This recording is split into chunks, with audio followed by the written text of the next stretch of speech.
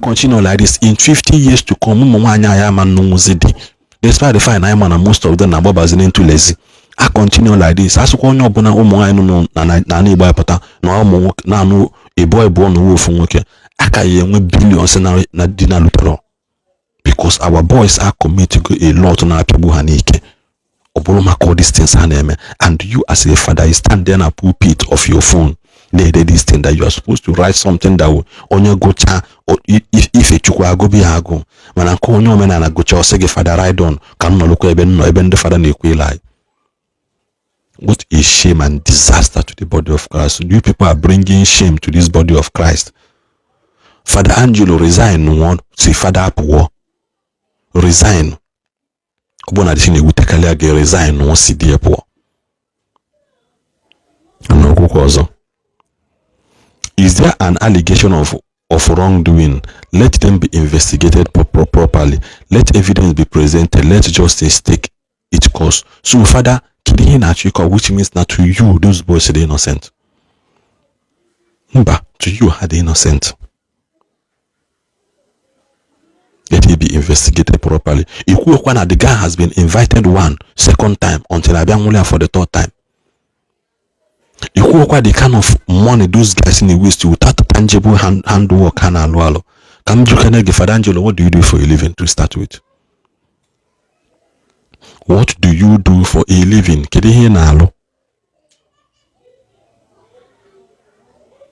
Let us now so that because I don't understand this level of rascality and laziness that is controlling some of you. About social media, or Sunday, I'm joking on the buying with the Catholic Church to start with. On the buying with Catholic Church, Ebala no upon the buy Kalia.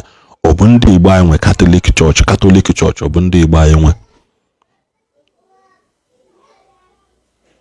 Because the level of rascality and individual nonsense and nonchalant attitude has to stop. It has to stop. Time elugo get married people no.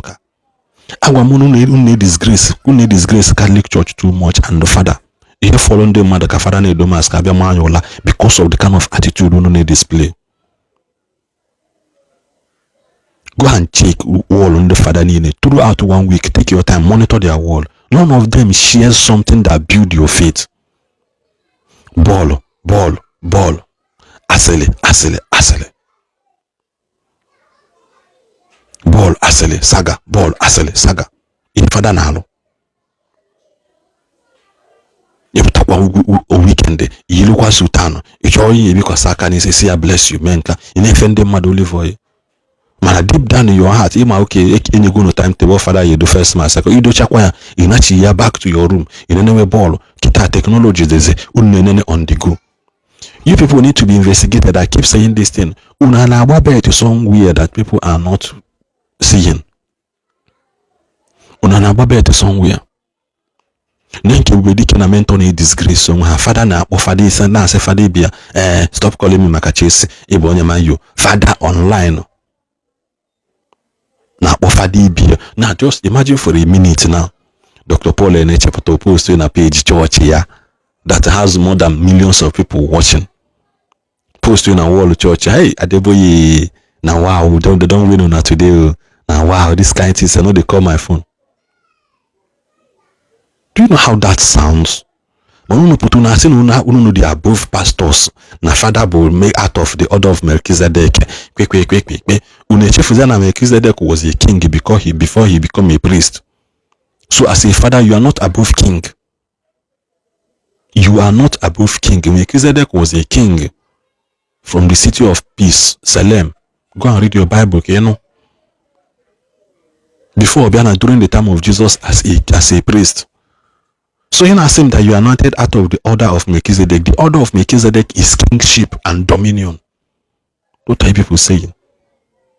Kirihu Nagode, theology and philosophy. Abazen to the dealings of the Holy Spirit. Abaunara.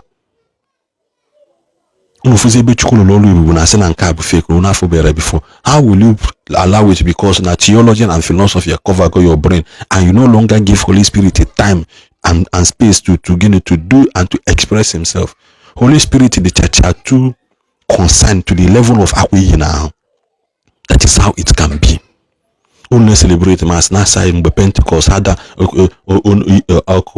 ọkụ dịka ile wee dakwasa ha wee sọba n'onu ha na-asụ is not speaking in tongue.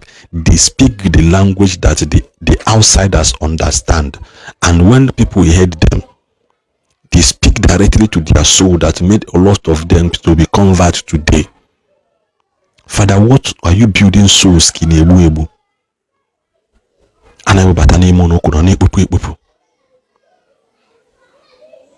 Father, haye ihelugula haye.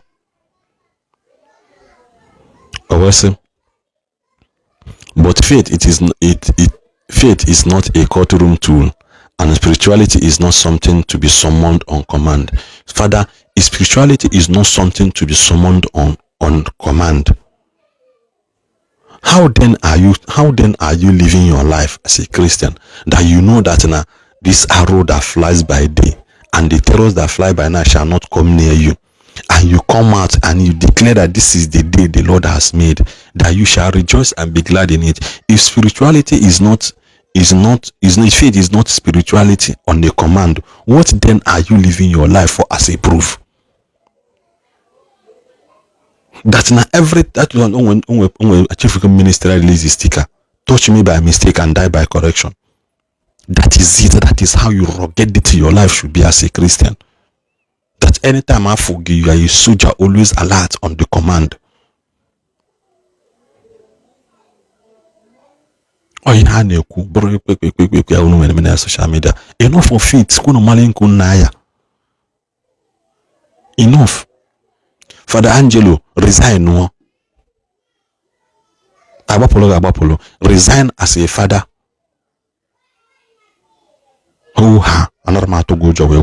Father Angelo, resign as a father.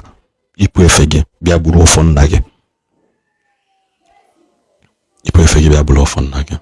Ihelu na MSI. I don't know social media and go for the body of Christ.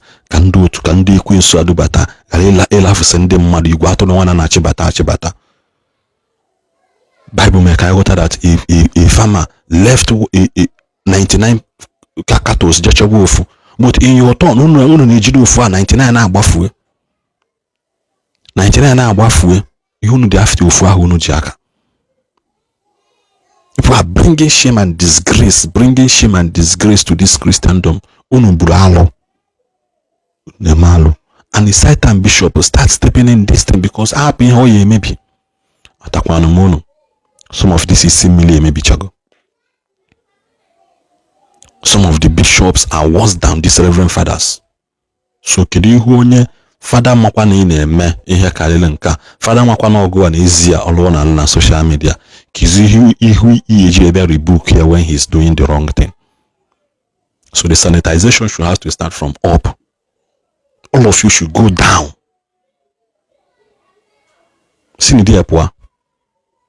Let God use a hand and govern his church. Also, I will build my church. We are not there when he said it. I will build my church, Peter, upon this rock. Peter, upon this rock. Upon this rock, I will build it. Upon this rock, I will build it. He will build it on anybody that is available. Because Peter made himself available. Once you are available for God, that command upon this wall, upon this rock, is automatically on you. Until you lose sultan, Mapulu, Kego Donoku, Chofi the Meg, Fege Melinso. He got theology and philosophy for how many years he were Potter? Is our father. I take for a minute now. Adebuye that the GO, Potter, or Munye Benson Hosa. Mama, I hear say the supporters sinner. They don't beat you now today. Hi, Mama, we're gonna post a reply. Yeah, this father said this our daddy is too funny. What happens to the faith of the people you are trying to lead to Christ? On the Catholic Church, I keep asking again. Ndi Igbo Catholic Church can you Roman Catholic Church oboze Igbo Catholic Church. Kalan ara opopuan wajue kan the father ndi Igbo ayim ojonaro. Are there no more other Reverend Fathers out there? Ndiri Catholic on Lagos, Yoruba on heme Catholic. TV on heme Catholic. Jehovah Sakifona ni do House Mass in Catholic Church. We should have mass have countless times in the Zoom mutamata na akuego na our church then. What is this? Unanapodala. It's a question. Unanapwala. Then I'll conclude. We say today it is Mila Fola Nyokbonafa. Father Ogafa Kimalo Nyuni defend. Today is Mila Fola Nyambozoku Makakwoko. Father Kube Kwana Makonye Jesus, onye Jesus supposed allegedly pastor. Okoko Makia. What is today is Amon Mila Fulani, a reverend father soliciting with Dibia. Solim Hebona, Nasi Dibia na ni hemelegi di kuyojo. Government men kamen cause father. Tomorrow it could be pastor, priest. Next, it could be anyone. Today it is Anambra state. Tomorrow it could be your state. Nyajeb every state. Peter Mbabidia. Every pastor found guilty. Osokoya Catholic Church Sipolonya. Illegal na Catholic Church again a pulpit again, and he did not perform those sacrament and sacramentals Gahofuma Equeselemia. Father government be apologo. Pastor, you will handkerchief na singwa wele ajeje do sana your business place kefun keye melege. Pastor Sipologe. You will pastor na consultation na before you VIP express. Father Fonya Kutego no do to government be apologe because you guys are merchandise.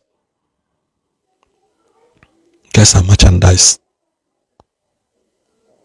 You guys are merchandise. The line must be clear. Belief cannot be considered. The worship cannot be weaponized. And then what are you now doing? The worship cannot be weaponized. Who has weaponized worship if not the kind of atrocities only be these guys to do? You can't weaponize worship if not what you guys are doing. Or say on the end, I say silent in a moment like this, it is dangerous. Father, there is nothing dangerous about it. You speaking is more dangerous than you keeping quiet. This statement is more dangerous to the body of Christ than that silent lady. Okaman and daughter, the silent, you should carry this blonde baby, man. Carry this blonde baby, then Father, it is better to keep quiet. Bible say that a fool, even when he is quiet, is regarded wise. Father Angelo, resign as a father today. You can't be being funded by Roman Catholic Church affairs here in a Catholic Church. You need online. I call it mail. Because the Bible sends us to understand a fool, even when he is silent, is regarded wise. Father Angelo, this you now not being silent, you talking is as well as not. That's you've done the worst than keeping quiet. The wrong we ignore today have a way of returning tomorrow stronger and closer to home. Father, this alo and why there is nothing like the wrong we ignore today. That wrong if people ignored is the one that is haunting the church today. Because people are no longer coming for their faith. People are no longer ready to go to church. Every father need defend the ritual online. What then are they coming there to do? Every father now do boldly kwe makabol, text each other makabol, tag each other makabol, and you can't tag each other for crusade. You can't tag each other for ihane that will benefit the body of Christ. You can't tag each other mbane kuku soul lifting. You can't tag each other in a post. Ebe tag you uno in a community as one on the father lonka, as one on the pastor lonka. You cannot tag your fellow priest. Ebe homa a pastor mele homa. You a fellow soldier in the body of Christ. But this is you writing because you are saying today it might be pastor or priest, but you cannot tag your fellow father even the pastor mele homa. What level of wrongdoing they are? That is the evil you guys are ignoring. The other day he took Ibubedike for the Ibubedike. hours fish out a reverend sister testimony na Zion Obugo sister for 30 something years. It took him 6 to 8 hours fish. Man, it has taken Ebubedike more than 6 months to bring out the bishop, the fake reverend sister and priest Gano Matthias. Today, we better go to Wepote, say, Neka Hadi, Nenke Hamel. Unemalo. I don't want to use the word that you guys have done, but your acts need to be questioned and need to be investigated. Whether unanebu kite, kunanebu nwa, kunanebu unaneje na nkedibi overnight. How can a reverend father go and visit Akacham, Akacham wrote no bukwana na yeponya reverend sister konwa? And you people saw nothing bad in that statement. Akacham became worse after you guys visited him. Matthias became wide because na father na sponsor, which is you, Angelo. You are a good financier of Matthias Eza kuna nearby. Onye na shoro ndo father ndo. Onye in countless basis, in countless times. Oshoro kuno dendo. Angwa akisena posa gechi na Matthias ya value gi. Matthias enyi ya moye bepu gisi. Oye bepu gisi. He doesn't care whether Igbo or anything. He value what he's doing more than the Igbo nesi jikola ene. Father Angelo, repent. Repent before the anger of God will come upon you. Stop misleading the sheep. We are here to feed the sheep, not to entertain the goat. Father Angelo and Fernando, repent or you resign. I am Chole Gun. God in.